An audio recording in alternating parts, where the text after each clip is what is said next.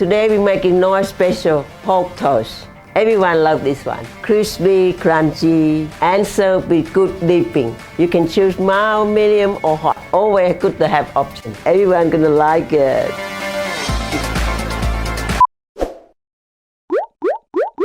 Where my champagne? Where my champagne? You like party? No, I love the party. I can help you with your party. Trust Noi have know the party.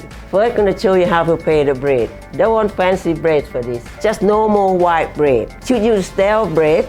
Also, you can do cheese like Noi. You get the bread and slice. I like to make the square. See like this? You leave the crust on. Better. I tell you, no wasting. Now put on a tray. Gonna dry out in oven just 2 minutes. Very low heat. Now I'm gonna make the pork.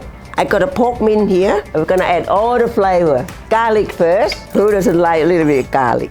Just have to a little bit roughly chop. Quickly, people. Put in with the pork. You can do chicken mint too, or turkey mint, or prawn as well. Now we add fish sauce and the soy sauce and the white pepper. You can use black pepper too. Now we need some egg white. I like to crack my egg in a bowl first. And to put the egg in. Now we're gonna make very good. This is a secret, you must make well together. Because you must make very well. Now I know all the details. Listen to Noi. Now I'm gonna do the slapping. Must slap on the bowl. Look like you're angry in the pork. Pick it up like this. Now you can see nice and sticky. This is secret the Noi way. Now we got the bread out of the oven. You can see a little bit of stale now. This gonna help it crispy in the oil. No one wants soggy. Now press pork on the toast. I make for Marion when she's little. She like it. When I have a party, I will make extra for Marion. Marion used to come to help me in the kitchen. To put pork on the bread. She like it. She's very good. Marion should do cooking sometimes. Well, I know I have to do the cooking. I'm supposed to be retired now. Marion should look after me. She's bad girl sometimes. Now looking that. So easy. Good party snack for you. Get the oil nice and hot. I'm gonna test my oil. Oh yeah, ready now. You see the bubble? Now let's cooking. Sizzling. And not too crowd in the pan. Put pork side down. I'm gonna do 2 batches. Now I want to check. The nice color turn over. Oh, smell good. Look the color. So nice. Just 1 minute also. Now the next one.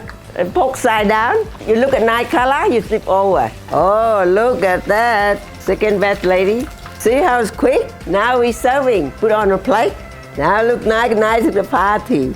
Where's my champagne? Where's my champagne? No party with no champagne. Put a little bit coriander on top. Good party snack. Good dipping. You know Noi like to have mild, medium, hot something for everyone. I got coconut sweet chili. I got nice spicy sweet chili. I got a hot coconut sriracha. Hey, look at the dipping. Another winner from Noi. Cheesy, crispy. These are dumplings, but like totally next level. These are my cheesy fried pork dumplings. Okay friends, so this is what happens when you take a humble store-bought dumpling and you do some really awesome things to it. Like frying it, covering it in cheese, dipping it in sweet chili sauce. I mean, come on, all the things. Let's deal with our dumplings first of all. I just got these regular old pork dumplings from the freezer section of my supermarket. I've let them defrost on a tray. It's important that you do let them defrost first because we want to be able to coat them and also make sure they cook through. All right, so to get started on the crumbing part, first of all, we need some eggs. Just a little dash of milk here too.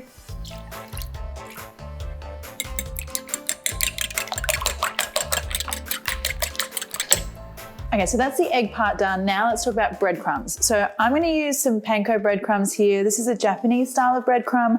I like how crispy and crunchy they are, but you could use any breadcrumbs that you like, really. And now the cheese. I'm using some Parmesan cheese here. So the great thing about Parmesan cheese is that when it fries up, it kind of gets a crispy thing going on. So you've got like the crispy breadcrumbs, you've got the crispy cheese. It's a good time. Now I want some coriander here as well.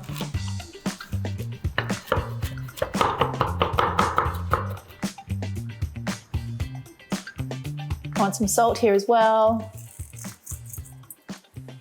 Just give that a really good mix.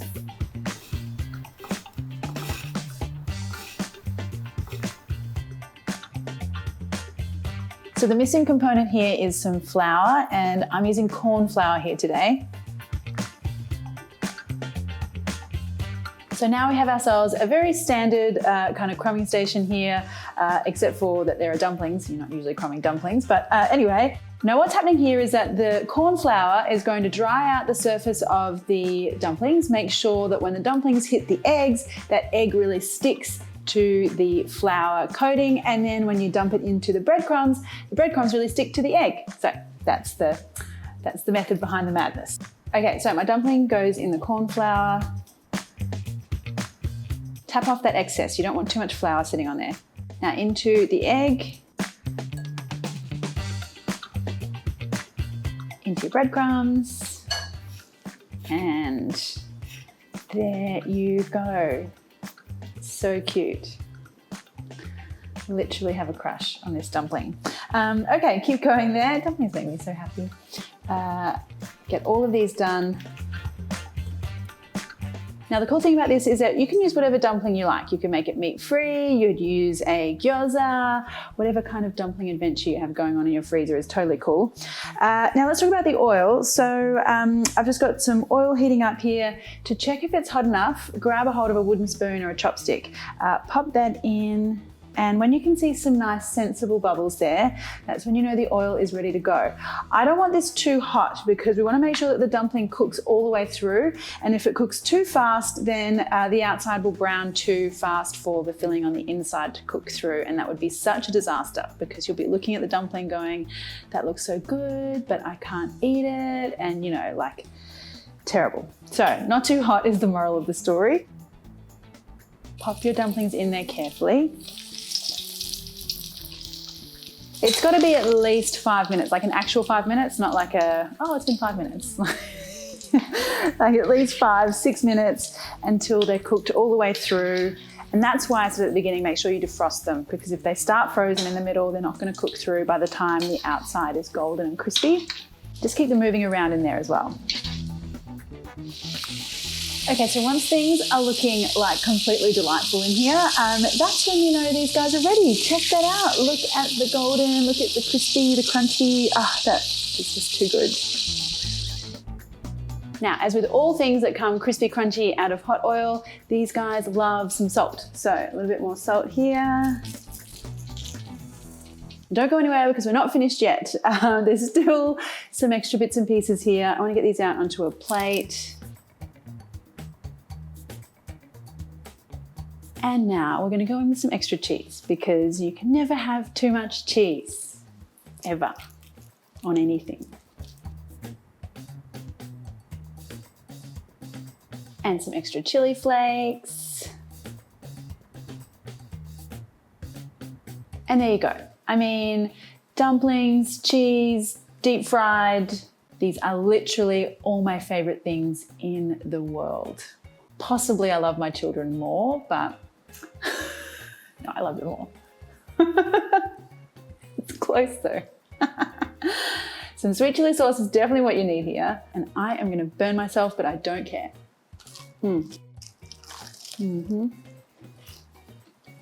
Oh, wow. The cheese, the crunchy, so good. Right, that pork in there, it's perfectly cooked. And you just got this really lovely, really crisp, but very fine kind of coating on the outside. Delightful. Yay. Oh, it's hot though. How have I not been doing this forever? I'm actually mad at myself. I didn't think about it sooner.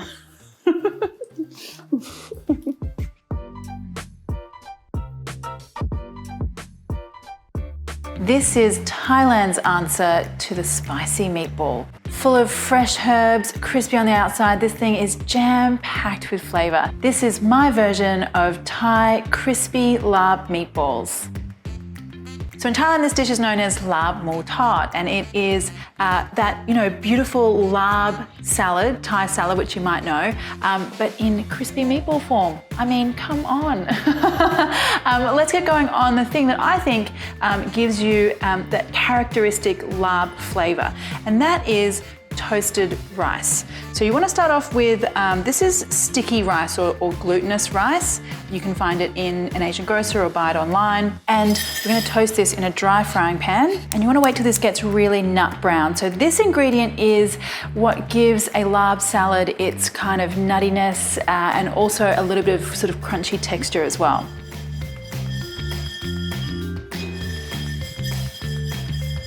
Now you'll know this is kind of ready when you sort of get, it's almost like a popcorn kind of smell, and your rice grains will be really toasty and sort of golden. So these look good to me. And just toss those into your mortar, and you want to grind that to a fine powder. Now, if you love to make Thai laab salads, you can actually make a big batch of this and keep it in an airtight container for like up to 4 weeks. And you can sprinkle it on even normal salads as well for a bit of kind of nutty crunch. Okay, so let's put that aside for a minute and let's get on to the rest of the dressing slash dipping sauce slash seasoning sauce. You'll see what I mean. It's a bit of an all-purpose one for this recipe, but you want to start out with some palm sugar. Now, palm sugar can come in a few different forms. It can come in a block form. This kind of form, which is a bit softer in the tub, is quite good because you don't have to shave the palm sugar off with a knife. So it's quite a good one if you can find it. Now, if you can't get palm sugar, just a mix of brown sugar and white sugar is totally cool as well. And to that, you want to add some fish sauce,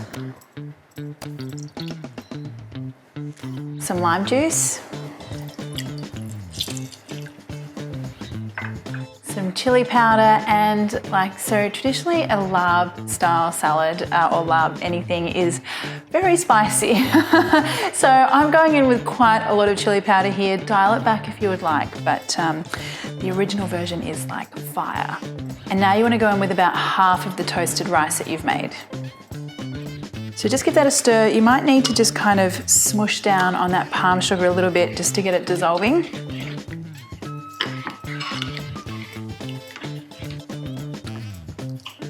Oh, that is so perfect. What you're looking for is like you really should get like a tangy kind of, like when you try the dressing, that means that you got a good laab dressing on your hands, and it should really, you know, be creating that kind of like fire situation in your mouth. So all of those things, great. Let's get on to the meatball part. Now you just need some pork mince.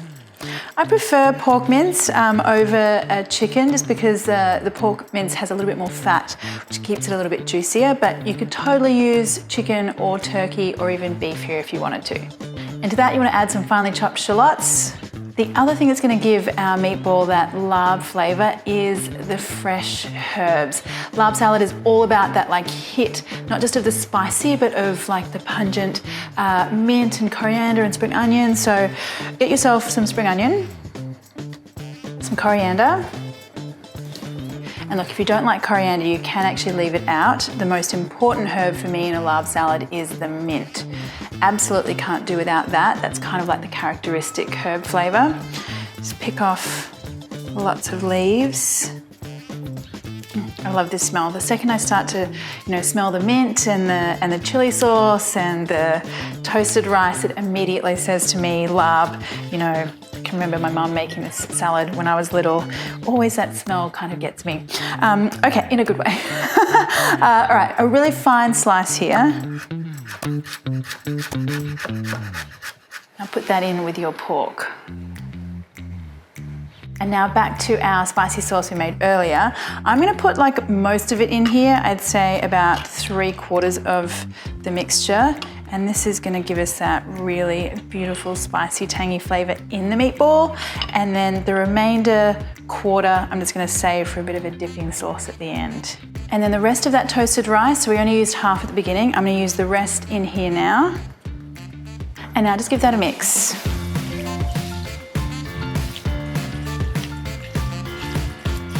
I always find a fork will only take you so far, so get in there with your hands, and then you kind of want to like it's almost like you're like kneading that mixture together. And you'll feel it'll sort of all start to come together into more of a firm kind of ball as you go. So now we can get these meatballs crisping up in that hot oil. So to test if your oil is hot enough, just grab a wooden spoon, and what you're looking for is some nice, like, furious little bubbles in there. And then you can totally like roll these out, put them on a tray, and then pop them in the oil. But I'm just gonna like go like Danger Mouse style and just roll and drop. Nice kind of loose meatball here. Like, don't go too compact because I don't want a really like hard kind of hockey puck kind of situation. I just want a nice loose formed meatball, and in we go. Okay.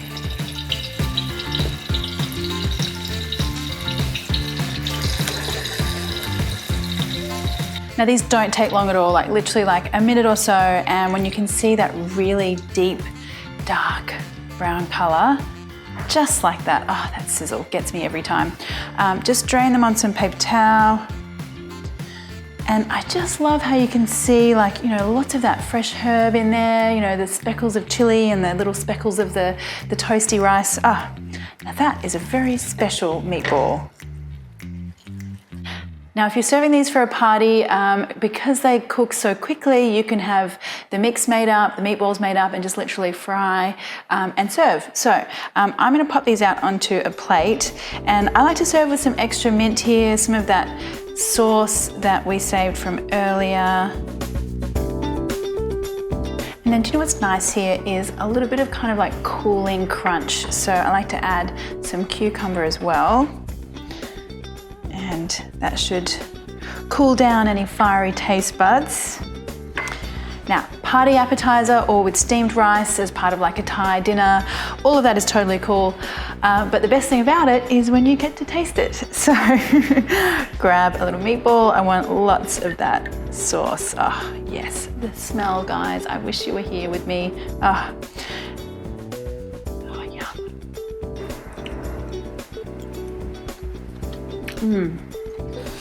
that is such a huge explosion of flavor. Like the spice, all the fresh herbs, that tangy sauce, it just kind of like hits you right in the mouth. Oh, beautiful. And then if you have a look inside, like this meatball is so pretty on the inside.